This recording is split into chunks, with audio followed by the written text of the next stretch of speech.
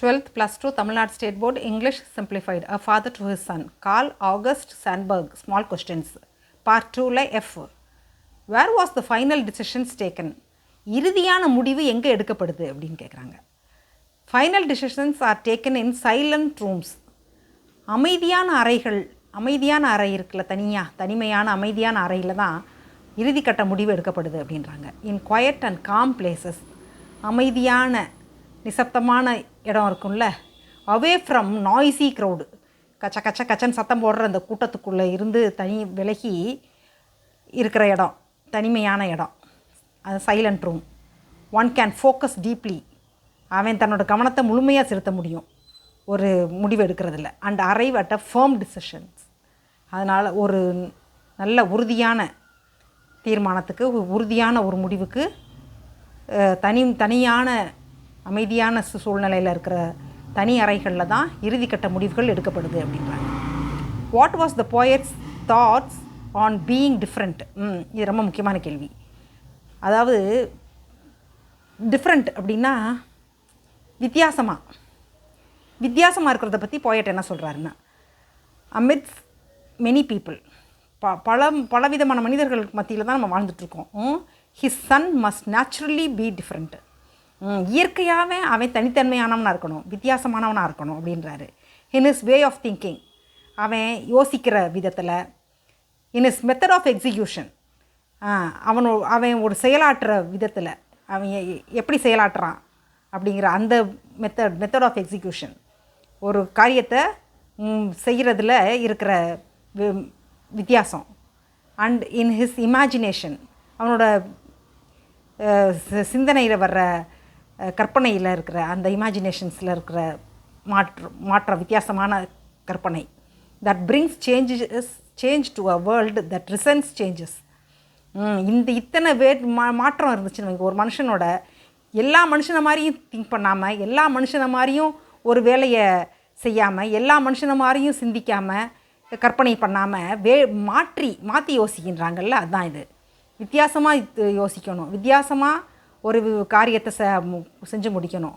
அதே மாதிரி சிந்தனையிலையும் தன்னோட கற்பனையிலையும் வித்தியாசமான கற்பனைகள் இருந்தால் அது இயற்கையாகவே இருக்கணும். அது அந்த வித்தியாசம், எல்லா மனுஷனை மாதிரி யோசிக்காமல், எல்லா மனுஷனை மாதிரி ஒரு காரியத்தை முடிக்காமல், எல்லா மனுஷனை மாதிரி கற்பனை வளர்த்துக்காமல், மாற்றி யோசித்து, மாற்றி சிந்திச்சு, மாற்றி ஒரு காரியத்தை செஞ்சு மாற்றி கற்பனை செய்கிறவங்களுக்கு இந்த உலகத்தில் மாற்றமே விரும்பாத இந்த உலகத்திலேயே ஒரு மாற்றத்தை கொண்டு வர முடியும் அந்த மாதிரி ஒரு மனுஷங்களால். அது அவன் மகனுக்கு முடியும் அப்படின்னு நினைக்கிறாரு. அடுத்து H. Why does the poet advise his son to have lazy days? யாருமே சொல்ல மாட்டாங்கள்ல, சோம்பேறியாயிருன்னு சொல்ல மாட்டாங்கள்ல. ஆனால் இவர் சொல்கிறாரு, தான் மகனுக்கு சோம்பேறியான நாட்கள் இருக்கணும் வாழ்க்கையில். அதாவது சும்மா மந்தமாக ஒன்றுமே செய்யாமல் சோம்பேறித்தனமாக நாட்களை கழிக்கணும் அப்படின்றாரு. எப்படி வித்தியாசமாக அவர் யோசிக்கிறார் பாருங்கள். எதுக்குன்னா, lazy days allow his son to seek his deeper motives and discover what he is born for. அது எப்படி சொல்கிறாருங்க பாருங்கள். அவனோட நோக்கம், மோட்டிவ்ஸ்னால் நோக்கம். Lazy days allow his son to seek his deeper motives, அவனை ஆழமான நோக்கங்கள் என்னன்றதை அவனை யோசிக்க வைக்கும். சும்மா இருந்தாக்க தேவையில்லாத சிந்தனைகள் வரும்ல, அப்படி அந்த தேவையில்லாத சிந்தனையில் தான் இந்த மாதிரி இது ஆழமாக யோசிக்க வைக்கும். நான் என்ன நோக்கத்துக்கு நம்ம பிறந்திருக்கோம், and discover what is born for, எதுக்காக நம்ம பிறந்திருக்கோம் அப்படின்றத பற்றியும் யோசிக்க வைக்கும். நம்ம இந்த பூமியில் பிறந்திருக்கோம், எதுக்காக பிறந்திருக்கோம் அப்படின்னு யோசிக்க வைக்கும்.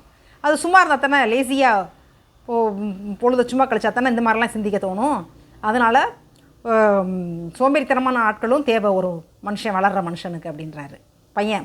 பையனாக இருக்கும்போது அவன் பையன்லேருந்து ஆண் அப்படின்ற அந்த நிலைமைக்கு வரும்போது சோம்பேறித்தனமான நாட்களையும் கழிச்சாக்க தான் அவனோட டீப்பர் மோட்டிவ்ஸ், அவனோட ஆழமான நோக்கங்கள் என்ன, அவன் எதுக்காக இந்த பூமியில் பிறந்திருக்கோம் அப்படின்றத பற்றிலாம் சிந்திப்பான் அப்படின்றாரு.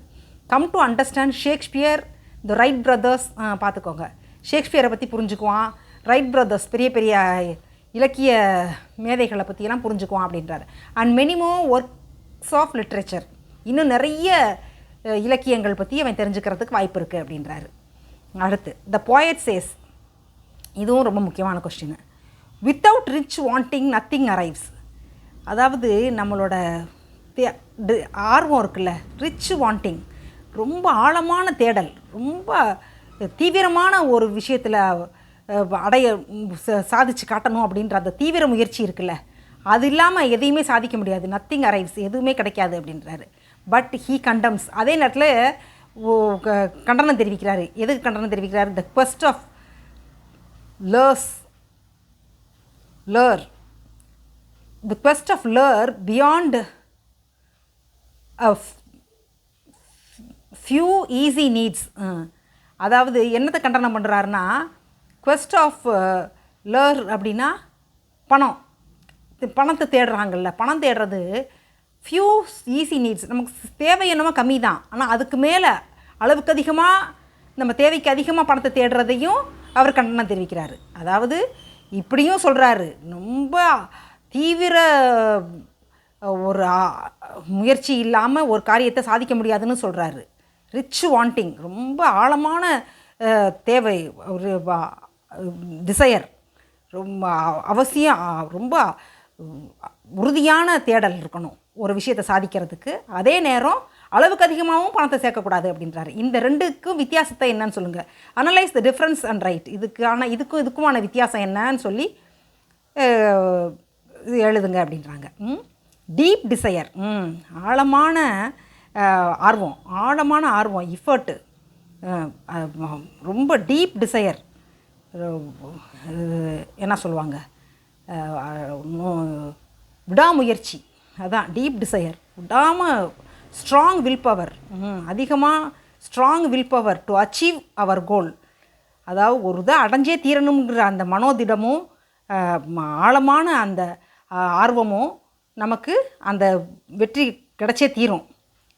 இது ரெண்டு இருந்தால் தான் ஒரு விஷயத்தை சாதிக்க முடியும், அதில் நம்ம சக்ஸஸ் ஆக முடியும் அப்படின்றாங்க. டீப் டிசையர், ஆழமான அந்த நோக்கமும், ஸ்ட்ராங் வில் பவர், நல்ல மனோதிடம், நல்ல வலுவான மனோதிடமும் இருந்தால் தான் ஒரு அச்சீவ் அவர் கோல், நம்ம நினச்சதை அடைய முடியும்.